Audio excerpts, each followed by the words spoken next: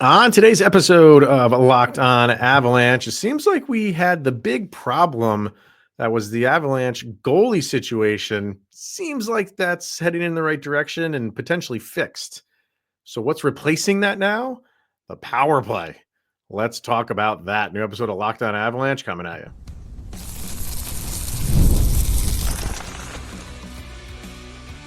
You're Locked On Avalanche, your daily podcast on the Colorado Avalanche.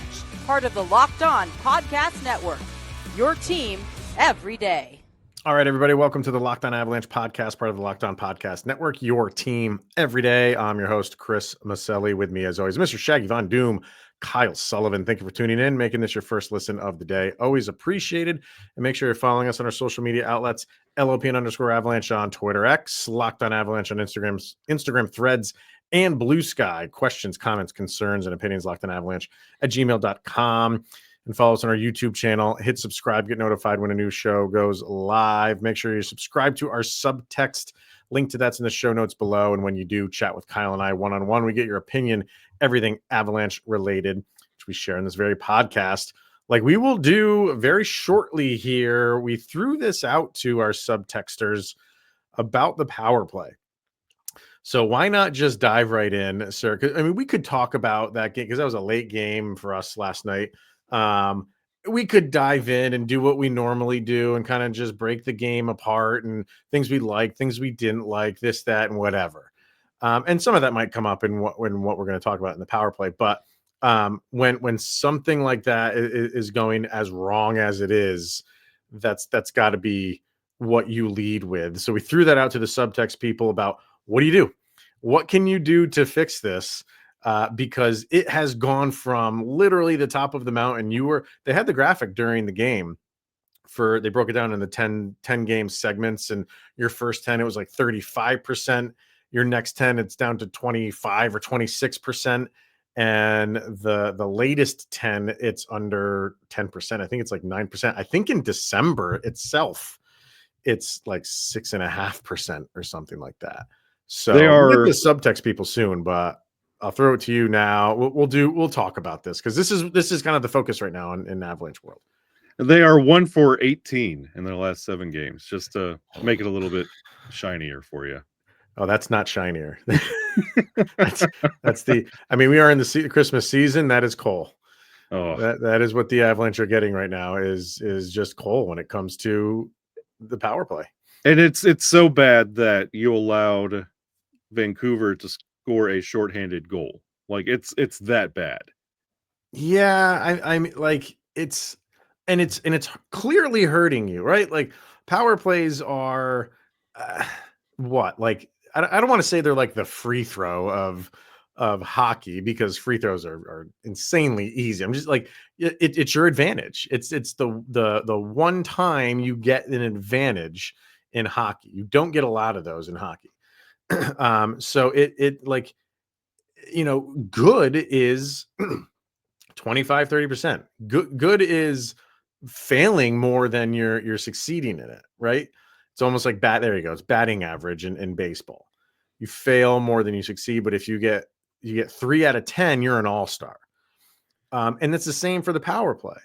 And when it's this bad, is it something that you just play through, or do there need to be just wholesale changes that the Avs need to incorporate here to get back on track with the power play? Because that could have helped you in that game against Vancouver. No doubt about it. I'm not saying you go 4 for 4, but if you can go 2 for 4, you're in that game. And it's a completely different dynamic. And that's what's killing the Avalanche right now, is because you cannot score on these. It's completely changing the complexion of the game. Yeah, and real quick before we go to the citizens of Subtextia, just like going back to your batting average analogy, which is very good, by the way. Oh, you should host a podcast. There's a difference in having a batting average that's sitting around the Mendoza line or like sitting at 300. If you're going out there and you're flying out, you know, airing it out to the warning track. But if you're going up there and striking out and whiffing at it, not even seeing it, taking strikes, that's a completely different batting average, how you view that number. Right. If you're putting in the effort and getting thrown out at first. You're not legging it out to get to first base, or the efforts there. It's just not translating. That's a completely different thing. And that's not what we're seeing in Colorado. Like it takes 20, 30 seconds to get into the zone in some instances to set up. So that's why we're having this conversation. And before we get to the Subtext crew, just to give like our takes on this, I'm interested to see what you think. But for me, it right now it is just everything is not working. Like we always talk about the face off, and the only time face offs are important are when they're in your offensive zone, especially even more so when it is on a power play and you're starting it in your offensive zone. It just those 15 seconds that if you lose the face off, they clear it, you got to go back and get it, and that's just seconds that come off the clock that would have benefited you if you can keep it in your zone off the face off. That's number one.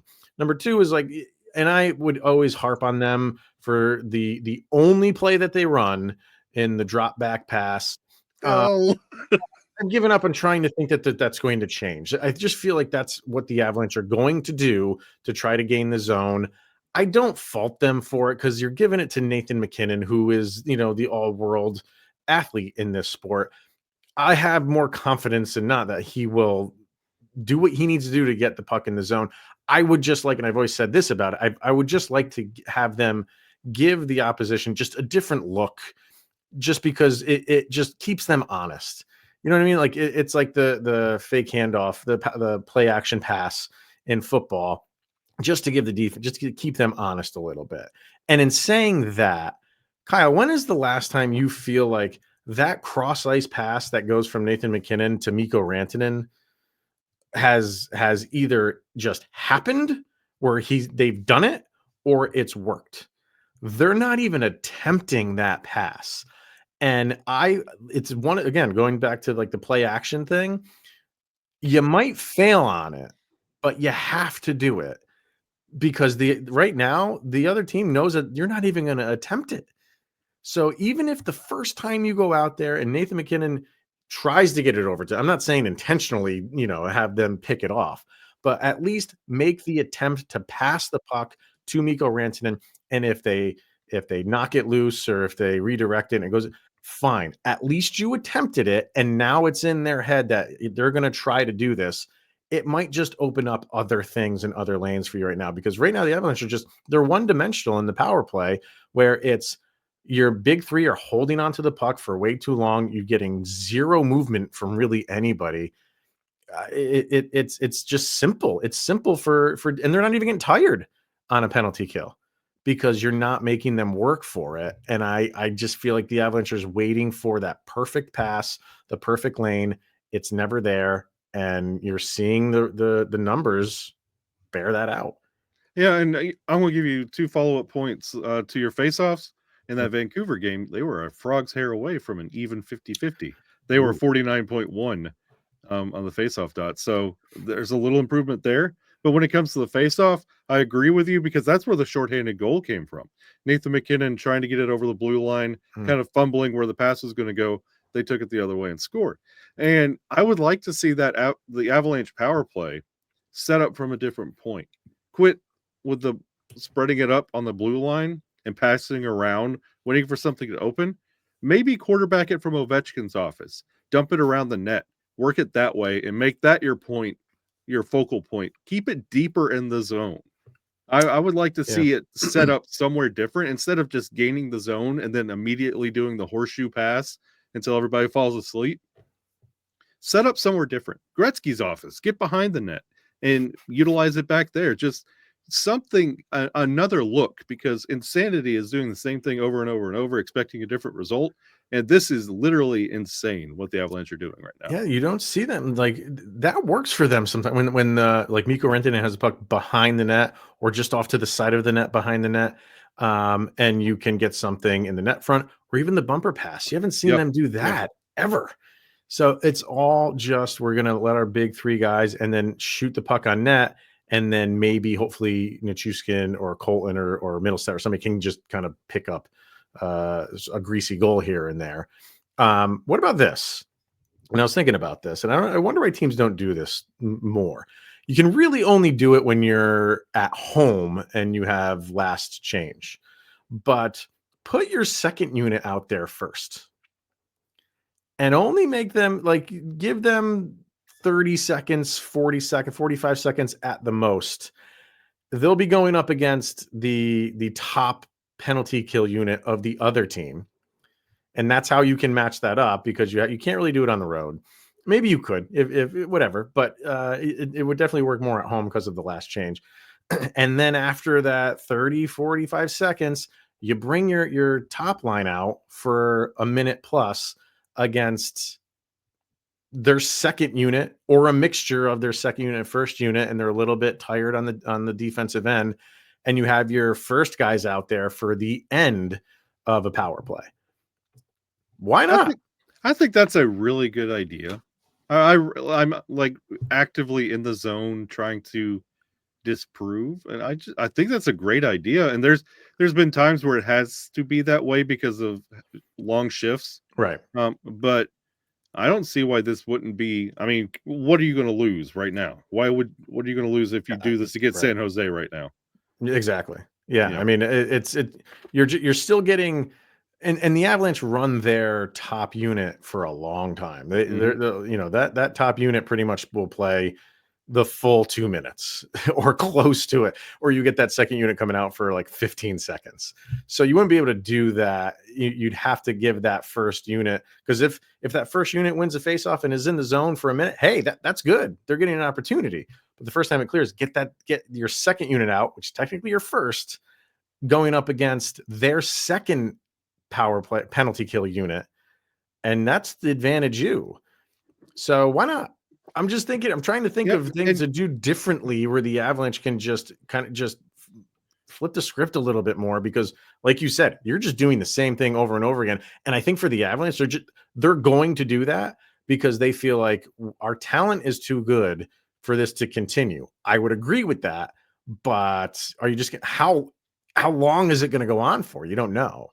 So you want to stop it earlier. I'm not saying that would, but do things. And Bednar's trying. He's implemented different guys. He put Colton with him. He put Middlestat with him. He's doing it that way, which I understand. But it just seems like nothing is really working right now. Yeah, especially if you start with that PP2 and then you hold it. You're sitting there and you could selectively, whoever's sitting at the blue line closest to the bench, there's your Nate swap. And then you do that again and rotate out, there's your Miko swap. And you're slowly alternating in I think that's a really good idea. And I think you need to be a coach somewhere. Yeah, maybe. Really good. All right. You can reach me at lockedonavalanche@gmail.com. So, all right, let's get a break in, and then we'll hear from our Subtext people what they think of the power play as you see there in our rundown. The boom or bust season continues for the Avs. So let's get our first break in, and we'll be back with more right after this. All right, we're going to hear from Select Quote here in the World Series, the Super Bowl, the Olympics. The world's top athletes get to play in these top-level sporting events thanks to one thing, that's teamwork. And teamwork can also protect your financial legacy and your family's future. Select Quote's licensed insurance agents are the perfect teammates when shopping for customized, affordable life insurance, and they can find you the right policy to keep your financial legacy safely in your family's end zone. Other life insurance brokers offer impersonal, one-size-fits-all policies that may cost you more and cover you less, while Select Quote's licensed insurance agents work for you to tailor a life insurance policy for your individual needs in as little as 15 minutes. And you invest so much time to take care of yourself and to be the healthiest, best version of you. Select Quote's exclusive policies can reward that effort. Get the right life insurance for you for less at selectquote.com/lockedonnhl. That is selectquote.com/lockedonnhl today to get started. Once again, selectquote.com/lockedonnhl. Select Quote, they shop, you save. Also brought to you by Built. Yes, if you are a renter then you got to listen up. This is a total game changer. Thanks to Built, you can now earn points on rent payments, just like you do with groceries or travel. And paying rent now comes with serious perks, and it's completely free to join.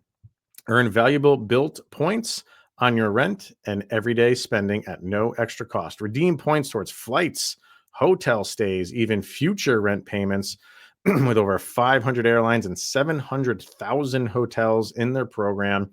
Possibilities are endless. Access unique experiences that are exclusive to Built members. Start earning points on your on rent that you're already paying by going to joinbuilt.com/lockedonnhl.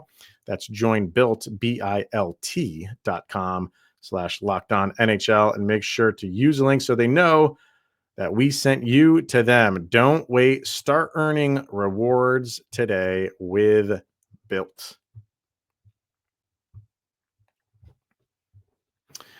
All right, let's get back into this conversation about the Avalanche and their power play or lack thereof. And we threw it out to the subtext people, and I just wanted to read some of the things that they put up. So Mark said, "Let's face it, power play stinks. Just decline them from now on. They won't get our hopes up, and they score better 5-on-5 anyway." Like, I don't think any team would ever do that, no matter how bad they. But why isn't it just a rule? It should just be in the rule book, just because. Why not? If a team for whatever reason wants to reject it, say no. I mean, Cale Makar kind of did it to the. Yeah, I was about to say Cale Makar waved one off. He did. I think it should just be a rule, just because. Why not? Again, I don't think it would ever get used. I can't think of a situation where it would. This would be a perfect thing for Taser to do. Wave it off and say we decline, and then say this is why our power play is this bad, and fire the guys up a little bit. He's the guy to do it. You know what? It's kind of like some reverse psychology. Yeah. Like, and at the end of the game, Bednar goes in, or someone goes in and just is like, well, why would we take it, guys? We're terrible at it. And it kind of fires them up to be like, okay, that's embarrassing. Let's maybe step it up a little bit. Katie, I love this one. Very simply, shoot the puck. Ooh, let me write that one down. But she's not wrong. Like, again, I think for the Avalanche, how I was saying that cross-ice pass, just do it, even if it fails, to keep them honest. You got to shoot the puck for the defense to know, like, okay, a shot could be coming at any angle at any time here. But when you just do this cycling thing over and over again, you're not really giving them anything new, anything fresh. Yeah, Katie's got a point. Like, there's many times this really inept power play registers maybe 1 to 3 shots, and if you have a man advantage, you shouldn't be doing that. Yeah, I don't blame you. Electrician Ziggy says, switch the approach. The whole Makar pass back to MacKinnon to slingshot him in there isn't working anymore, especially when he always goes towards the boards. And they just rub him off the puck. Honestly, I think we'd be better just having someone rushing up the ice opposite the puck handler and just dump it in. Yeah, I mean, I don't always like the dump and chase, especially when you're on a power play, because that's, kind of like a 50-50 puck that when you have the advantage, you're kind of giving up a little bit of the advantage when you do that. But again, should we just throw spaghetti at the wall right now and just see what sticks? Is that where we're at?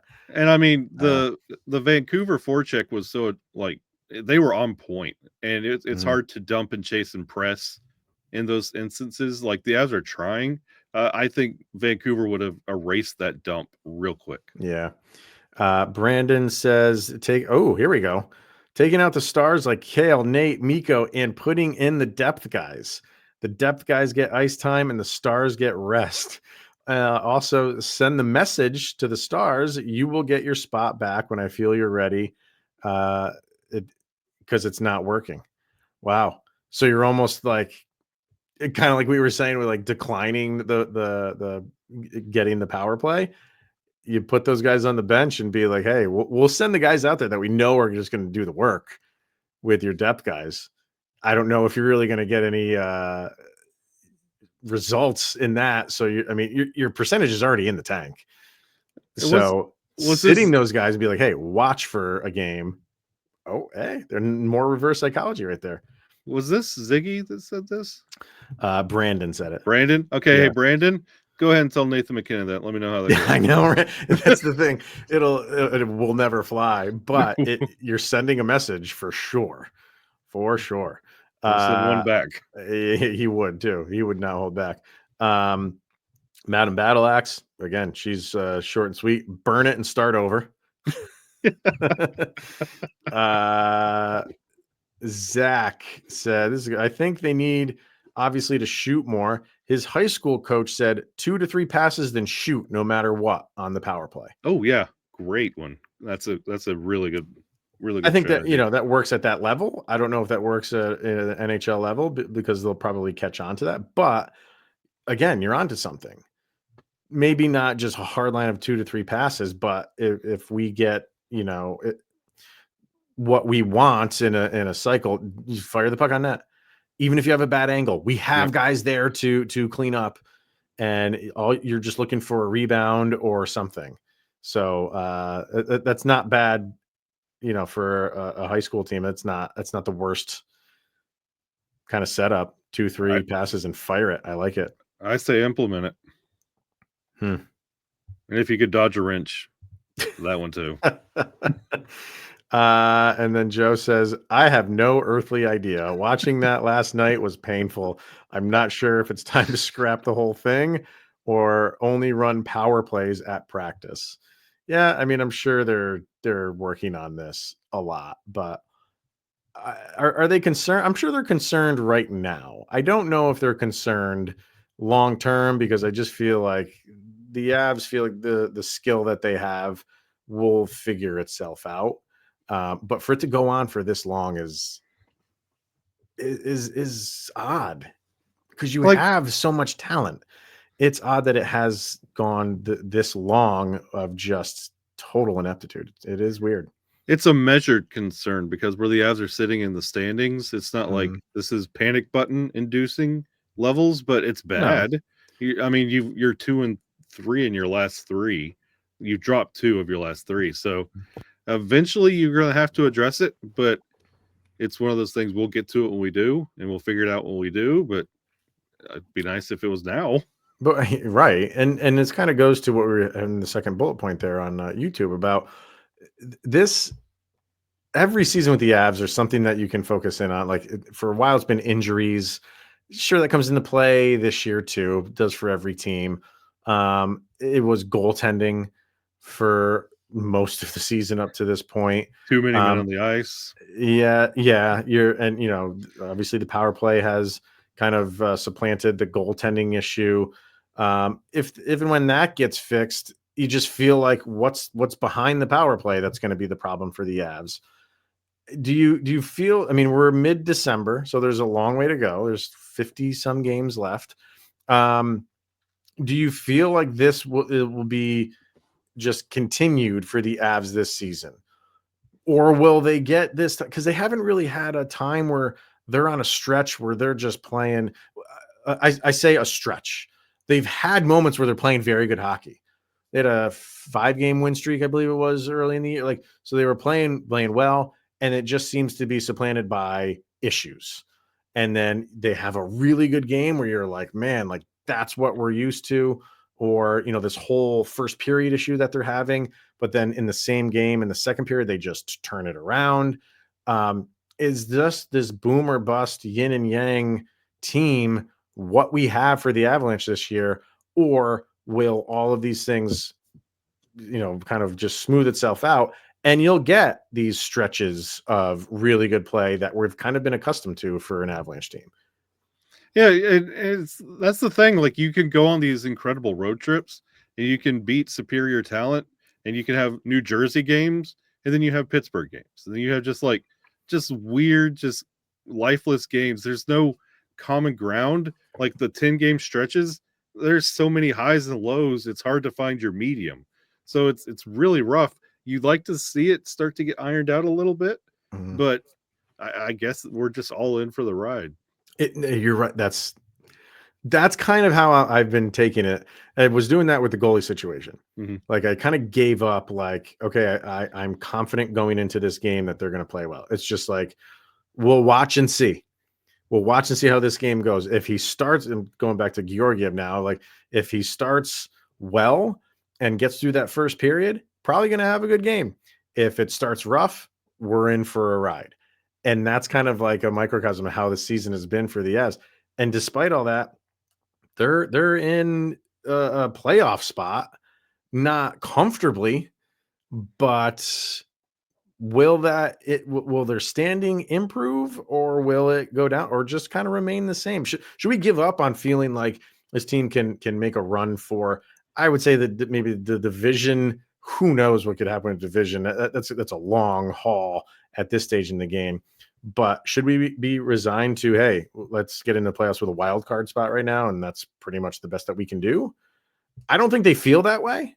I think they feel like, hey, now that they have the goalie situation fixed, hopefully, they can make a solid run here, like the Predators did last year at the end of the year. There's a long way to go, but you got to turn the tide on some of this stuff.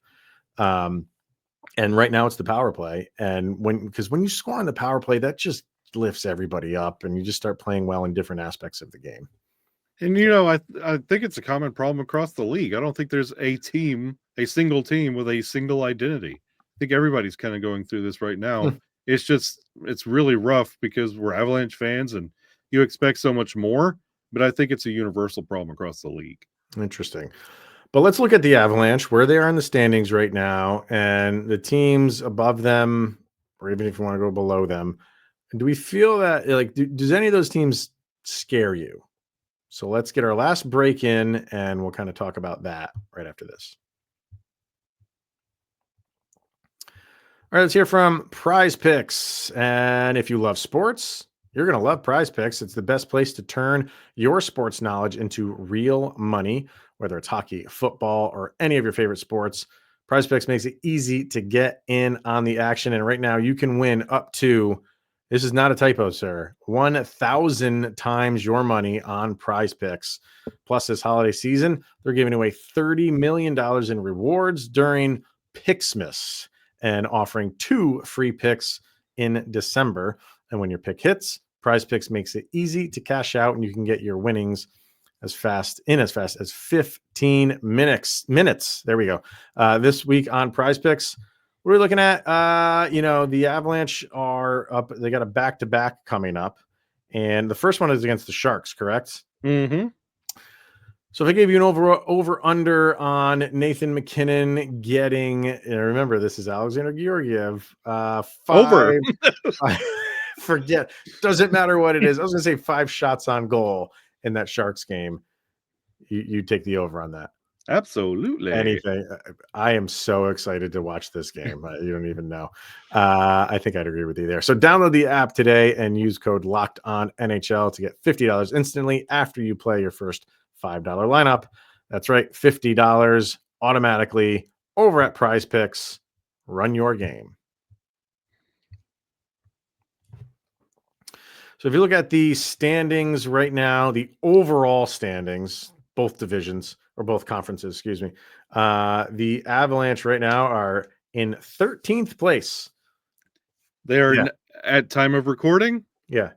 They literally just dropped in that commercial break. Did they really? Yeah, they're now what 14. Games are going on?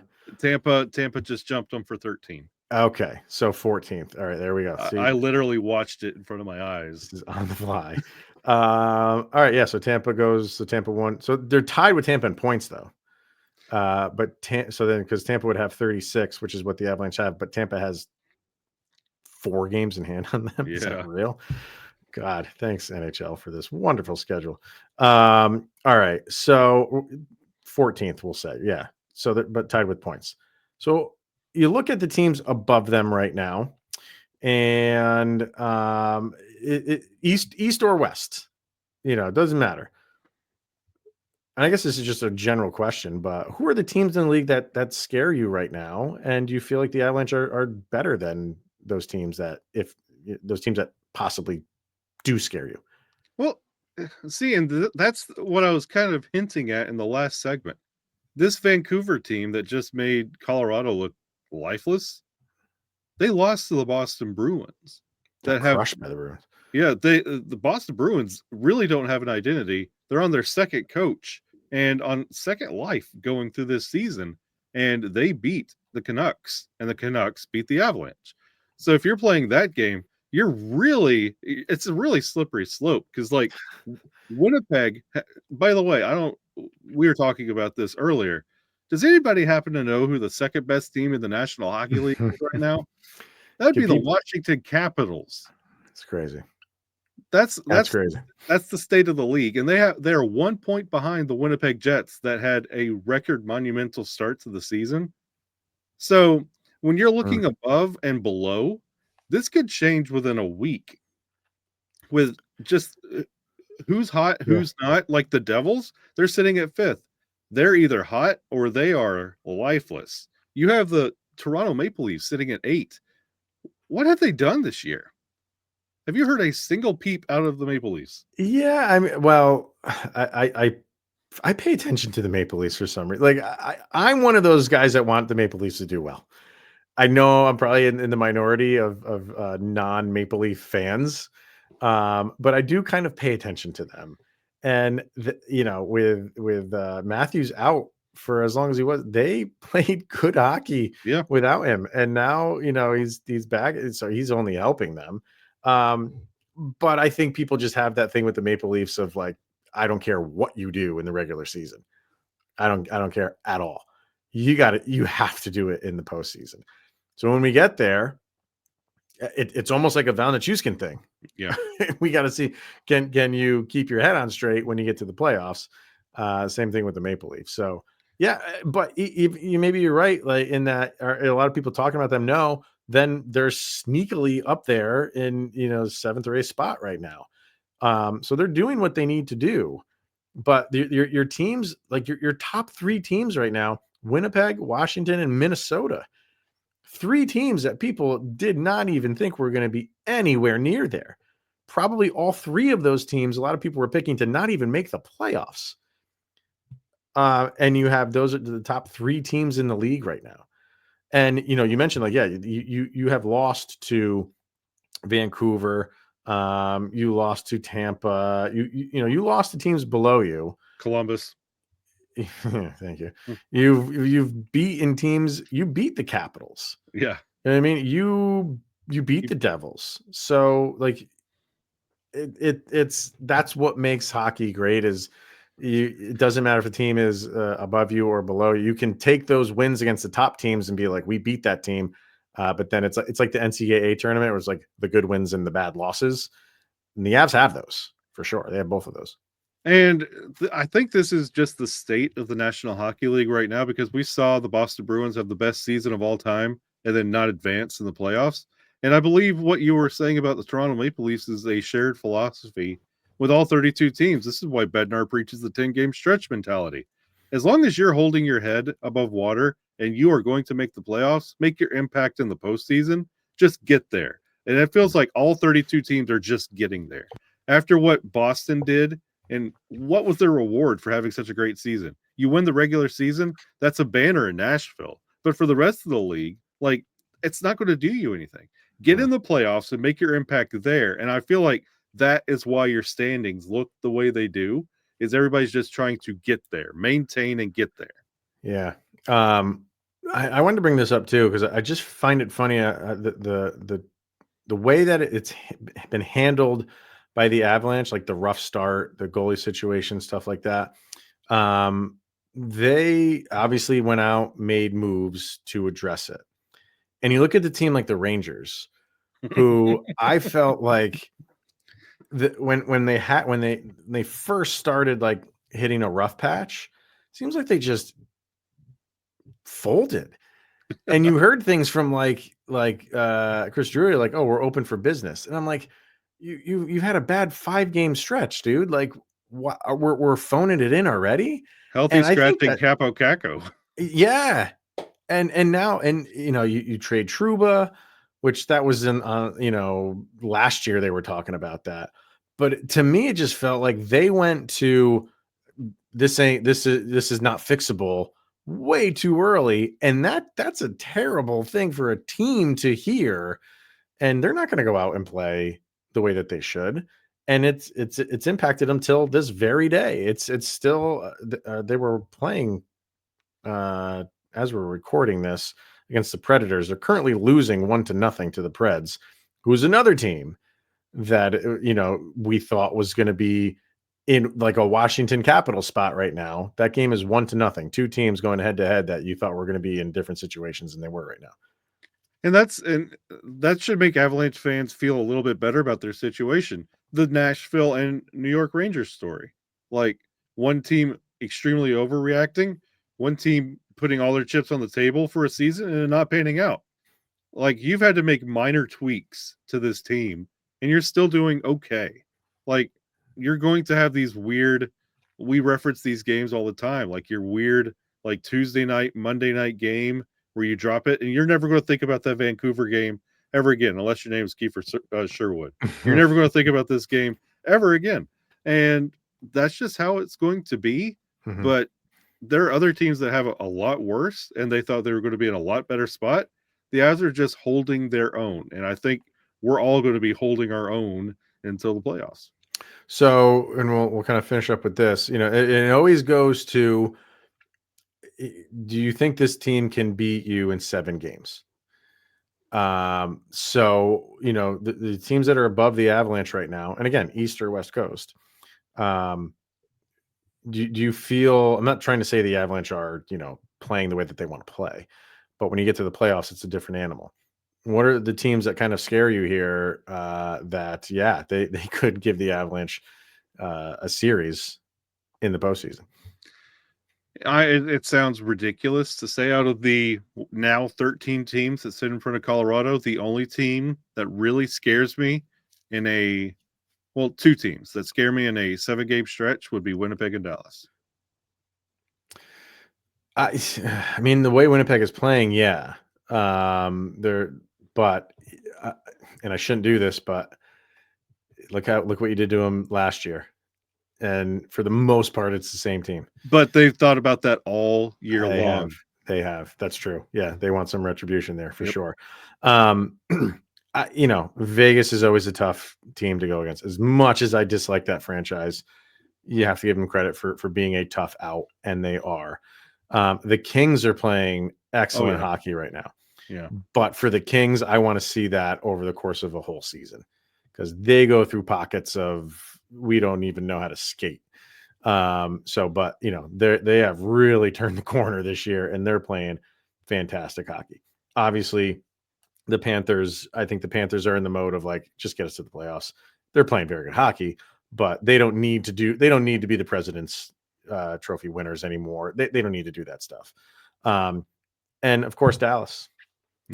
Yeah. Tough team. So I think those are kind of like the main teams that are above the Avalanche that I kind of, if I see a matchup with one of those teams in the playoffs, like, okay, we're going to be in for it. We're going to be in for it. Not to take away from other teams, but those are the ones where it's like, this is going to be a rough go. I see 10 teams on good stories, good runs. Winnipeg and Dallas scare me because this is what they do. Yeah, especially Dallas. Yeah, Dallas is just a tough out. They're built for 7-game series. Yeah, right. Yep. All right. That will wrap it up for today, everybody. So we will be back tomorrow. The Avs don't play until Thursday.